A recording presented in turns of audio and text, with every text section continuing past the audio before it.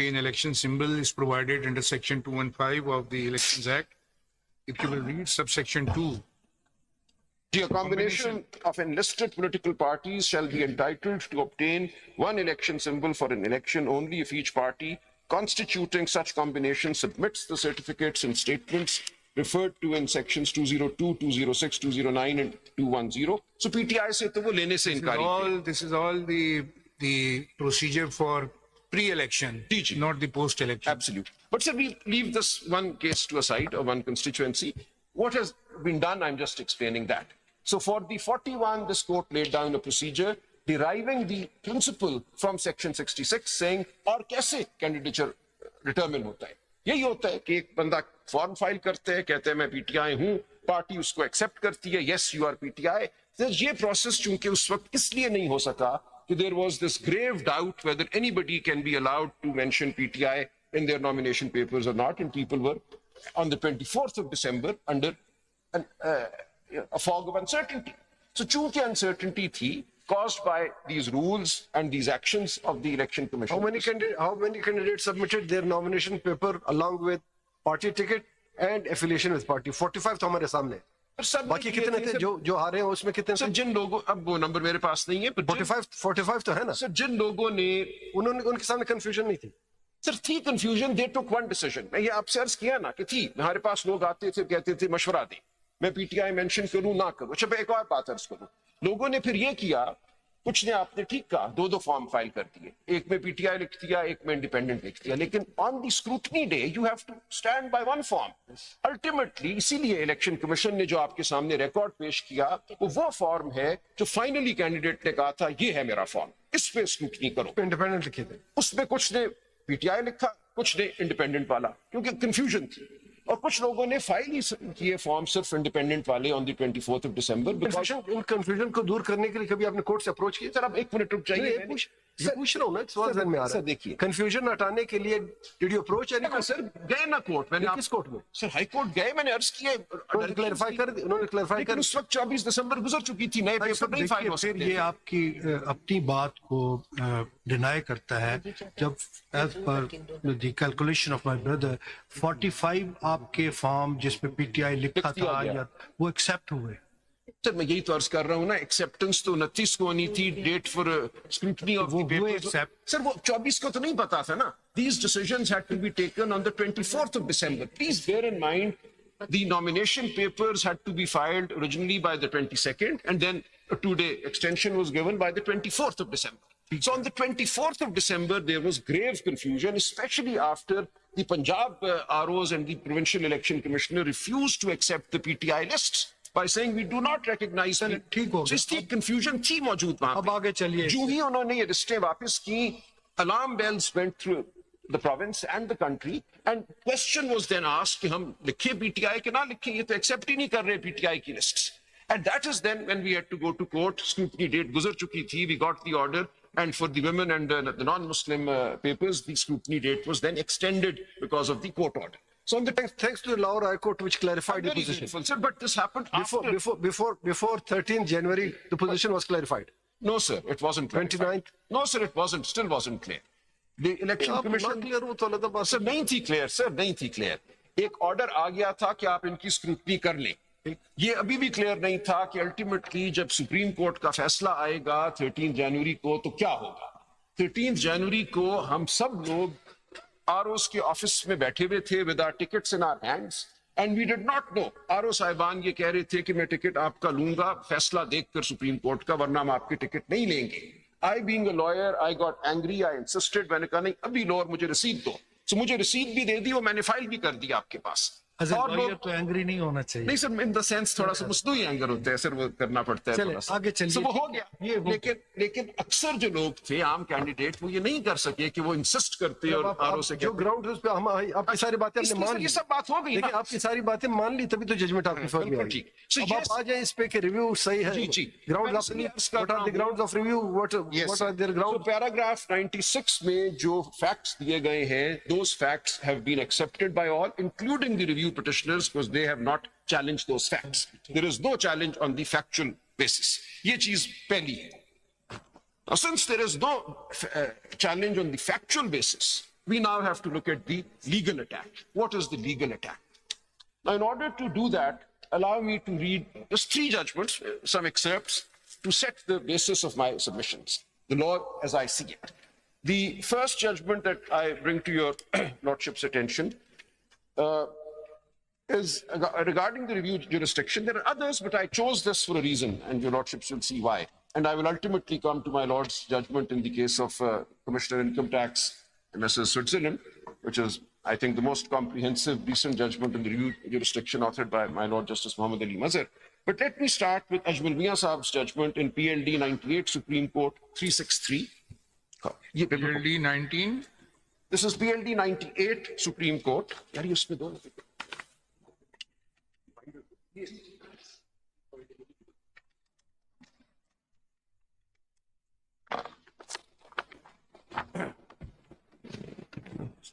Some of the judgments I've made copies, others were lengthy. I'll rely on the books.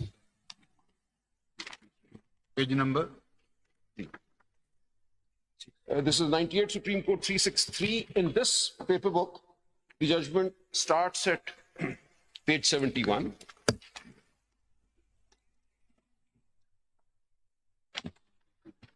क्या जरा बताएं citation? PLD 1998 SC ये है number 4 पे, number 4 पे. Page 71. I then go to page 87. कौन सा किस पेज पे? Page 87 of the paper book. चौथे नंबर वाली है. Handwritten page 87.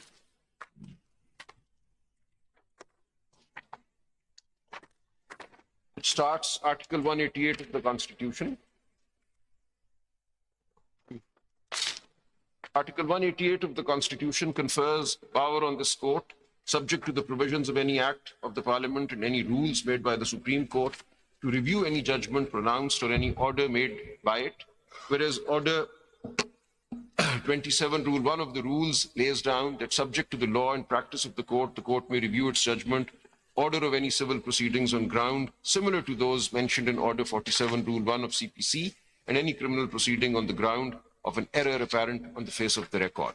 It may be observed that Order 47, Rule 1 of CPC gives the right to a party to apply for review if he is aggrieved by the orders or decrees or decisions mentioned in subclauses A, B, C of Rule 1 on the three grounds, namely discovery of new and important matter or evidence which after the exercise of due diligence was not within his knowledge or could not be produced by him at the time when the decree was passed, or order made or on account of some mistake or error apparent on the face of the record or for any other sufficient reason.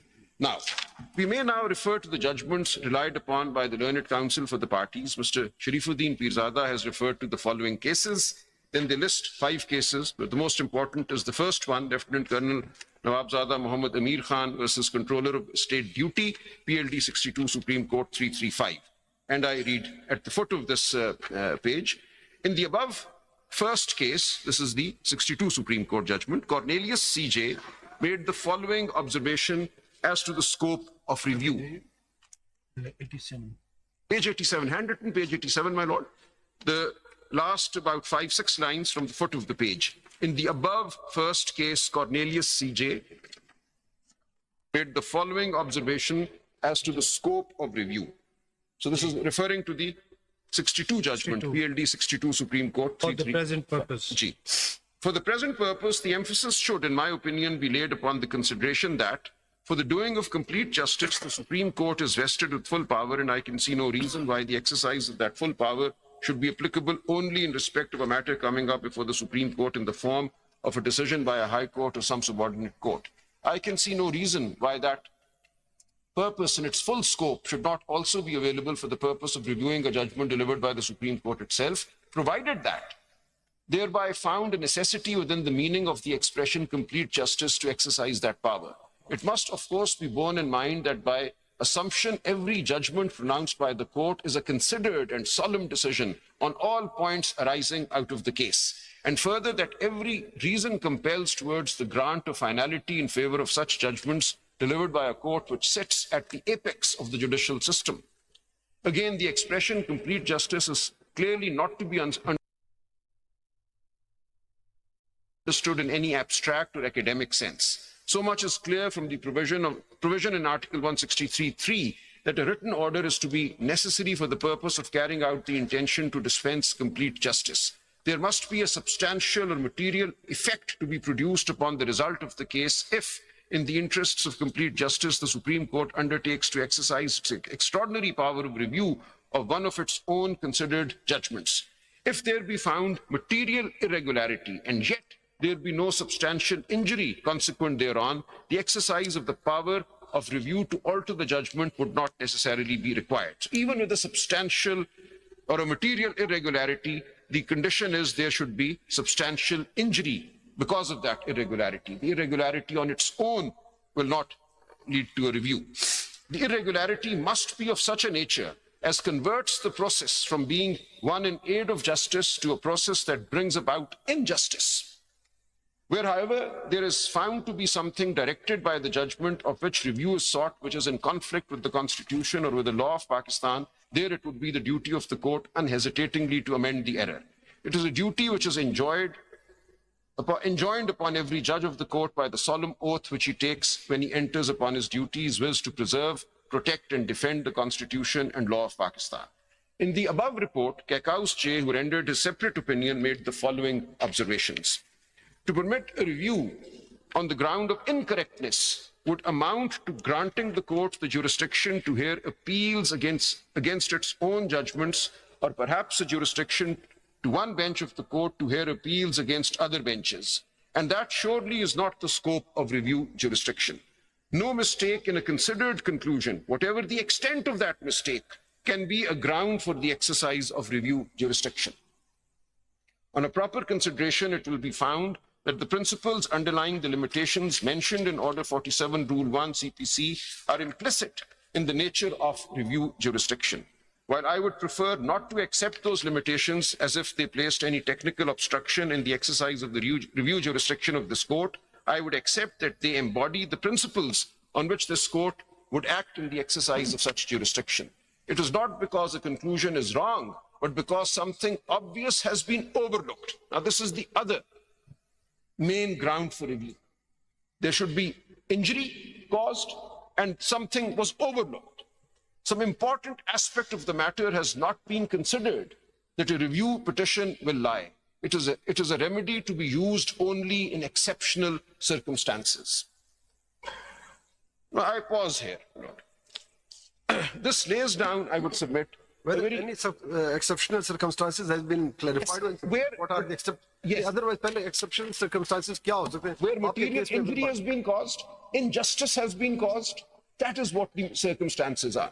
Somebody has to come and claim that I have been subjected to injustice because of this judgment and because of this error in this judgment. So error, you mean to say injustice was caused to you, which was rectified by the... Now, what is the situation here? The intent, absolutely, sir, absolutely. The intent of the Constitution, clearly, all 13 of your lordships accepted this, is to create a parliament which is representative of the will of the people. That is the supreme value that our Constitution embodies. In this case, the review applications were allowed. Yes, fine. Reading the judgment. That is fine. But the principles have been laid down. Because there was some law that was completely missed out on. They had not looked at some provision of the law at all. Yes, which is not considered, and not in considered. fact the yeah. So यहाँ पे तो ऐसा नहीं है. An earlier judgment of the Supreme Court were also not considered while deciding Yes. the So issue. that's fine. That is not the case here, I'll submit. There is no provision of the law that was not considered. So in one case, my lords will see, and my lady, a provision of the Tenancy Act was completely overlooked, and so on. 5B was overlooked in one of Issue these of cases. reconstruction of building and जी जी वो 5B उन्होंने देखा ही नहीं reoccupation of the tenant. था. after Nobody that. had brought a specific section to the attention of the court. They said, look, the section was never before us. So that was the peculiar situation in which somebody was losing a very valuable Section right. 5B of the 5B, जी बिल्कुल Section वही था. 13 of the ordinance. ऐसा ही- ऐसा ही था. And because of that, one party to the litigation was losing very valuable दूसरा भी पढ़ ले. proprietary rights. Next, In the second case, the second case that they've listed is Fida Hussain versus Secretary Kashmir Affairs. In the second case, this court, comprising the then learned Chief Justice and 4 companion judges, entertained a suo motu review and allowed the same for the following reason. The above case supports the petitioner's stand. Another aspect which escaped notice of this court in the judgment under review is that some of the civil servants, employees placed in the same position as the petitioner had been considered for promotion to BPS 17 and in fact were promoted, whereas the petitioner was denied the above benefit, which amounted to violation. I think the So we don't need to go there. I think third one is more relevant. Sir, इन्होंने principle lay down कर. Third is more relevant. So मैं अब third पढ़ लेती हैं. So the principle वही है. हुसैन जो है वो तो सोमोटो एक्सरसाइज ऑफ पावर था, रिव्यू जो हुआ था सोमोटो हुआ. Quite succinct. But the principle Service is very matter. clear. Injustice should have occurred. Mere incorrectness is not enough, and there should be an injury resulting in injustice to some party before the court. And In the third case, this court, while accepting a review petition, made the following observations. From the above discussed legal position, it emerges that a petition for review before this court would lie on grounds which are analogous to those embodied in Order 47, Rule 1 CPC. The review petition would also be competent if something which is obvious in the judgment has either been overlooked or that if it would have been considered by the court, the final result of the case would have been otherwise. Now, this is the overlook ground. So one is the injustice ground, mere incorrectness. Has something been overlooked or they've looked at it and arrived at a conclusion, then that's fine. You may disagree with the conclusion, but they've not overlooked anything. And that if it would have been considered by the court, the final result of the case would have been otherwise. No review petition, however, would lie on the ground of a wrong decision by the court or that another view is possible on reconsideration. So a wrong decision is no ground to review a decision. what are their grounds? Their grounds are, my lord, फिर मैं अर्ज कर देता हूँ क्या कहते हैं? जी, इनका ग्राउंड क्या है? ये कहते हैं कि wrong relief- decision है. जी, रिलीफ उनको दी गई जो कोर्ट के सामने नहीं थे. Third parties have been granted relief. इनका ग्राउंड ये है कि आर्टिकल 225 की जो कंस्ट्रेंट्स हैं, those have somehow been ignored, have been overcome by the judgment. इनका ग्राउंड ये है कि because some people had been declared successful as women and non-Muslim candidates on their behalf, the lists that they had filed, PMLN, People's Party, or before your lordships now. So those people had acquired a right to be treated as MNAs and MPAs, and they could not have been de-seated without quo warranto proceedings. So either proceedings in terms of Article 225 or quo warranto proceedings. So this is, in a nutshell, the expanse of their case, I would submit. This is the heart of the grounds on which review is being sought. Whether they are considering it is wrong judgment or it is a clerical or typographical mistake in it. What is their? They are saying, They are considering it as wrong. They are considering it as wrong judgment. They are saying that they are saying that this judgment has been passed without quo warranto proceedings having been initiated. This judgment has resulted in the framework envisaged by Article 225 for the conduct of an election and thereafter the consequences of an election, including election petitions, which will result in the removal of some returned candidates not being followed. So that whole process envisaged. What do you say? Whether it was a wrong decision or it was a mistake on the part of 8 members, it was not wrong. or it was a conscious decision? It is a conscious and a correct decision. So what they're completely missing out on is the jurisprudence, as I submitted at the outset, that has animated this court in bringing matters back to the constitutional path after a deviation has happened. And I'll very quickly come to the Sindh High Court judgment of 2009, Sindh High Court Bar, 2009. The entire jurisprudence is laid down there and then further explained in Khurshid Bhinder's case why certain people who had taken oath of office as judges were removed without any notice being issued to them. No proceedings under Article 209 of the Constitution were initiated in each case. So that was paramateria in the circumstances of that case to Article 225 and election petitions being filed. They said, no need for that. So all of that is explained that when an underlying unconstitutional event is swept aside, is declared to be non-eth, then all consequences, the entire superstructure built on that underlying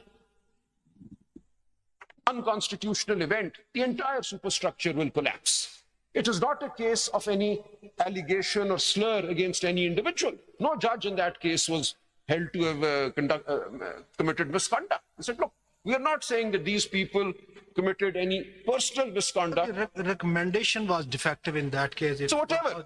So they're saying, if we say that after the 3rd of November, an unconstitutional setup had come into existence. An unconstitutional Chief Justice had come into existence. His recommendations and unconstitutional acceptance of those recommendations, we don't have to issue notice to each individual.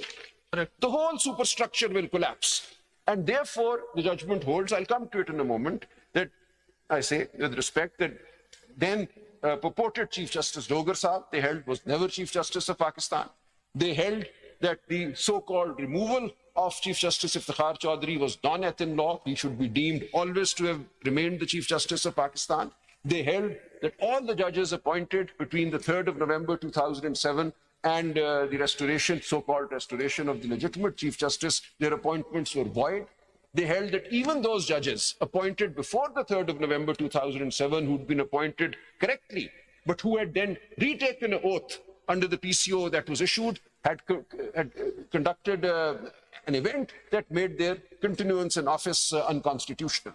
So they swept aside about 80 or 90 judges of the High Courts through that judgment. Not one notice was issued to any judge who was being removed from office. So they said none of these individuals needed any notice because we have taken away the base on which this entire unconstitutional superstructure Any was. review was filed in that case? Yes, then review was What happened to filed that? by Justice, one of the judges who was removed, Khurshid Bhinder Saab. He was one of the effectees, and he filed a review on exactly these grounds, that no proceedings under Article 209 were conducted against me, no notice was issued to me. So I'll come to that judgment in a moment. And they've dealt with all of this. They've said, look, what we've done in Sindh High Court Bar is to remove what was unconstitutional and to cleanse the system of the consequences of that unconstitutional event.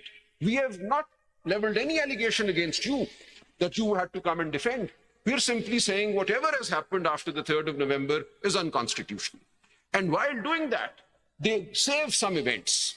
Now, again, one could ask, where is this power to save some events coming from? There is no law saying that in a situation of constitutional deviation, these are the powers to be exercised by the Supreme Court.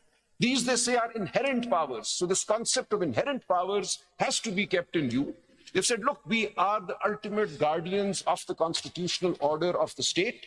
When an unconstitutional event has happened, as has been determined in paragraph 96 of the judgment under review before your lordships, it becomes incumbent on us to issue directions that will both remove that unconstitutional event, efface it, and efface the consequences of that unconstitutional event. Now, the unconstitutional event could be an overt intervention into the constitutional system, the suspension, abrogation of democracy, the constitution, and so on. Or it can be a covert or a somewhat layered or camouflaged intervention, which is what happened on the 3rd of November. A so-called emergency was announced. No martial law as such was announced. No suspension of the constitution was announced. No abrogation of the constitution was announced. Yet they said this 3rd November emergency order is unconstitutional and everything that followed was unconstitutional. Similarly, the explanation to Rule 94 was a bomb that was sitting inside the Election Act. It had never before had effect because never before had a political party been de-recognized and its symbol taken away, or de-recognized as a consequence of its symbol being taken away. So this was a new situation that had emerged suddenly on the 22nd of December, 2023. So this was a situation that the court has determined in paragraph 96 led to great prejudice to the entire electoral process. And the ultimate sufferers were the people of Pakistan. Because it is the right of the people, and I'll just come to that, the parties and the candidates are there only to give voice to the voice of the people. They are the agents of the people. So if the people are denied their agency, it is the people who have suffered, and not those individual candidates or the political party concerned. So ultimately, before the court, the party was the people of Pakistan, and I'll very soon be submitting that in Article 185(3) proceedings, this court is not denuded of power under Article 184(3). There are several judgments which I'll just be presenting that even while hearing an appeal under Article 185(3), this court can invoke the principles of Article 184(3) and 187, the inherent powers under 187. So 187 leads to 184(3) as well as... Can the Supreme Court exercise power under Article 199 when the matter comes from High Court? Yes. Under the 199? Yes, still yes, it can access all powers of 199 as well. So, my lord, what the High Court can do, or the Supreme Court can do when hearing an appeal under Article 185(3) is to exercise all powers of the High Court, because the appeal is a continuation of the proceedings before the High Court. So if the High Court was seized of the matter under Subject to Article grant 199, then all of those, Subject to grant leave. yes, obviously subject to grant of leave, then all of those powers of the High Court under Article 199, in particular 199(1)(c), which is an underused provision of Article 199, which is a power to issue any direction to any person for the enforcement of fundamental rights, not just public officials.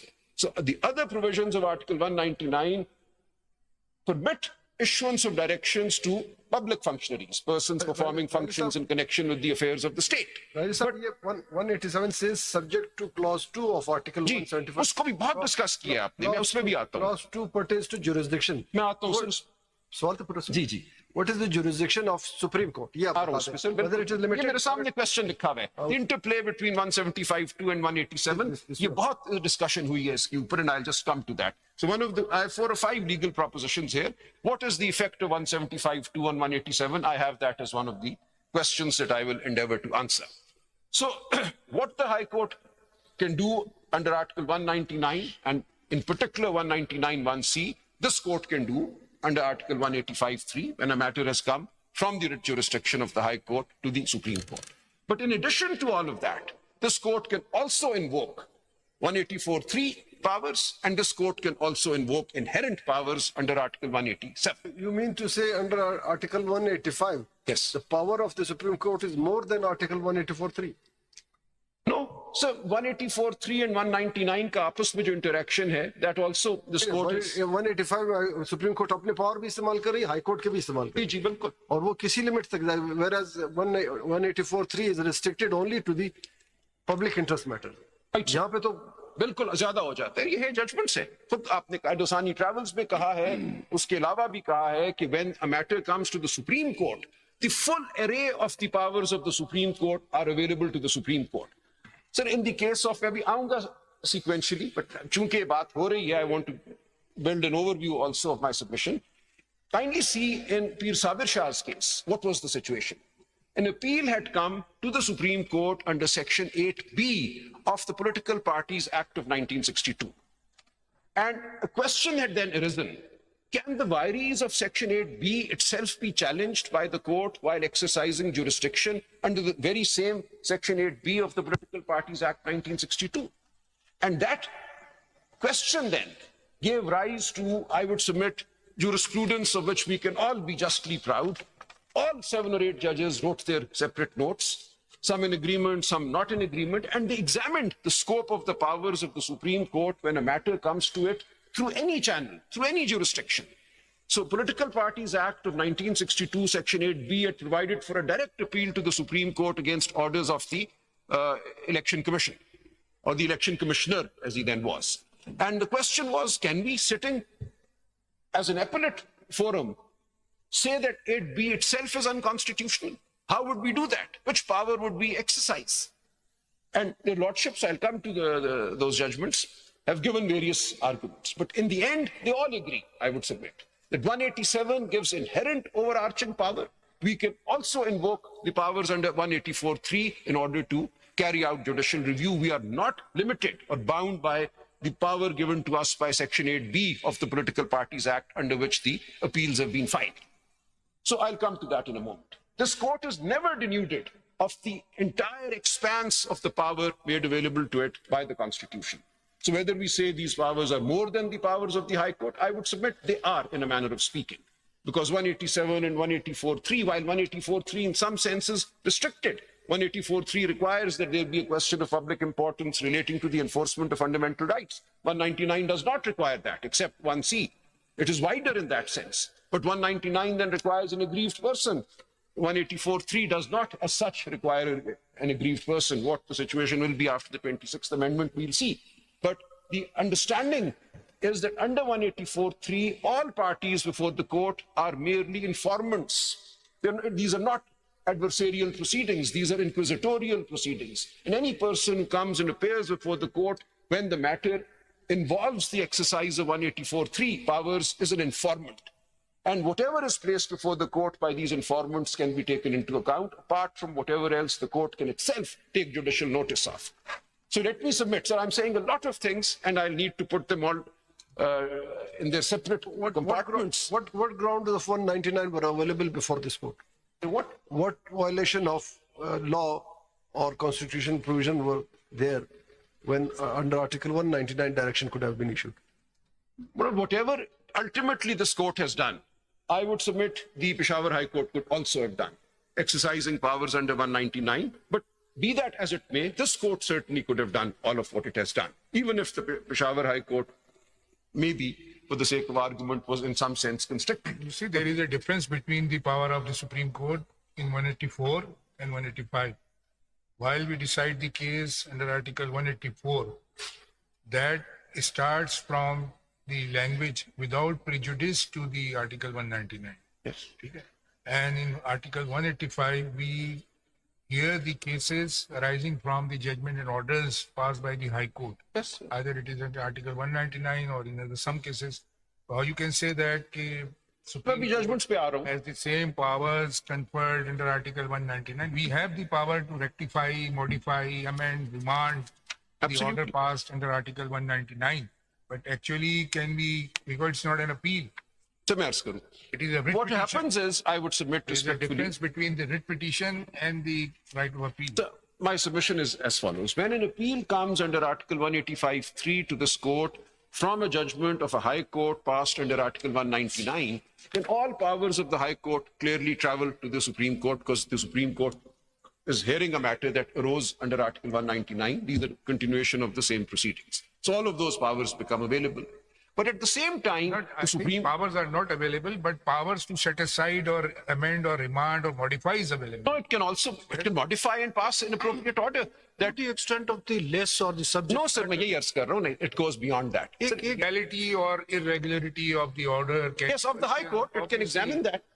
But एक question ले लीजिए पर आपने कहा ना कि 185(3) में 184(3) भी आ जाता है. 184(3) में तो क्या उस पे एंटर करने से पहले कोई स्ट्रक्चर है बाय दिस कोर्ट तो मैं अर्ज करता हूं सर. या to inform the parties now we are traveling to 184(3) we are not only sir, hearing the matter under article 185(3) क्योंकि ये राइट इसमें established और पूरे बेंच को भी क्या पता होना चाहिए jurisprudence कि है. 184(3) में अब हम जा रहे हैं. ये established jurisprudence है. One obviously assumes that the law is known to all. In 185(3) proceedings, when a matter pertaining to fundamental rights, which is of general public importance, comes up. So let us say there is a list between two individuals. And the list is, for instance, whether a woman can marry without a guardian's consent. I was part of this case way back in 1995. Wali ki zarurat hai, ijazat ki ki nahi. The matter was between a father and a daughter. But the court ultimately held that this is a matter of general public importance pertaining to the enforcement of fundamental rights. Question frame करके फिर एमएक्यूएस और उसमें वो तो तो technicalities है ना 187 वाली. Not technicality. देखिए पार्टीज को सर, वो हो जाता है. इवन पूरे बेंच को तो पता होना चाहिए ना. Now we are travelling to words 184. ये तो आपका चूंकि लॉ मौजूद है तो इसमें तो पता होने की बात नहीं है. The court knows. मैं अभी जजमेंट्स पेश करता हूं ना कि when a matter pertaining to the enforcement of fundamental rights which is of general public importance. इसमें तो ऐसा सच कोई फंडामेंटल राइट्स की बात ही नहीं थी between the parties before the court. नहीं सर, मैं अर्ज कर रहा हूं, मुझे अर्ज करने दें. सर आप जजमेंट पढ़िए ना. जजमेंट सारी है ही ये कि this is about the enforcement of Article 17 fundamental rights of the people of Pakistan. It starts with that. That this is not merely a list between two parties or two institutions, the Election Commission versus a political party. Sir मुझे कर लेने दें sir, फिर मैं come back to the judgment. ये judgment ने कह दिया.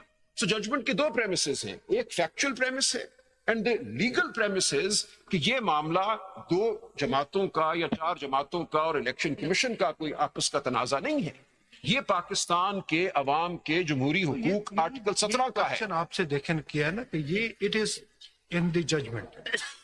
It was neither argued before this court nor it was the नहीं ऐसे नहीं सर मैं आपको भी देखिए दिखाता फैक्ट हूँ को तो कम से कम सही करिए, you are a counsel. Sir, अभी ये देख लेते हैं सर। सर ऐसे ना के, मैंने बिल्कुल ये सब हमने आर्ग्यू किया। क्या आर्ग्यू किया कि ये सर हमने ये कहा कि you PTI can't create an unrepresentative national assembly. That was the issue. The issue was, sir, the issue before the court was, in terms of Article 51 of the Constitution, can a national assembly or provincial assemblies be created in which some parties have seats more than what they have actually won in the general election on the 8th? So this was the issue before the court. So this was the, this is the issue. yes, and this issue. देखिए सुनिए, अगर आपको भी न मिल सकती हो और SIC को भी, तो खाली नहीं रखी जा सकती है। Fine. Therefore, the court had to decide what to do. So फिर जो पार्टीज ऑलरेडी जिनको असल में ये तो आपका जहाँ व्यू से था पैदा ना। हुई, ठीक है। जहां से पैदा हुई, देखिए ना SIC को नहीं मिली। सर मैं सर हम बात दूसरी तरफ जा रहे हैं। आपने sir let's not get into the correctness. सवाल सुन जी सर, आपने क्लेम नहीं की थी, ठीक है सर, आप उन्हें सपोर्ट कर रहे थे, ठीक है सर। उनको नहीं मिली। ऑल 13 मेंबर्स ऐड के उनको नहीं मिल सकती, ठीक हो गया। But then, अब खाली नहीं रखी जा सकती। so therefore, the question became one of 184(3). Question कोई प्रोविजन है कॉन्स्टिट्यूशन में खाली नहीं रखी जा सकती? सर आपने कह दिया है कि नहीं रखी जा सकती, so we'll accept that as the law. Now this is the आपका भी यही केस था। 51D is clear. 51D में के तमाम जो है वो डिस्ट्रीब्यूट ठीक हो गया। बिकॉज जो proportion- आप अगर मेरे नोट है यही। सिस्टम ठीक हो गया सर। जितनी भी पार्टीज हैं जिनके एंटरटेनमेंट है उन्हीं को Fine sir. So therefore, अगर आप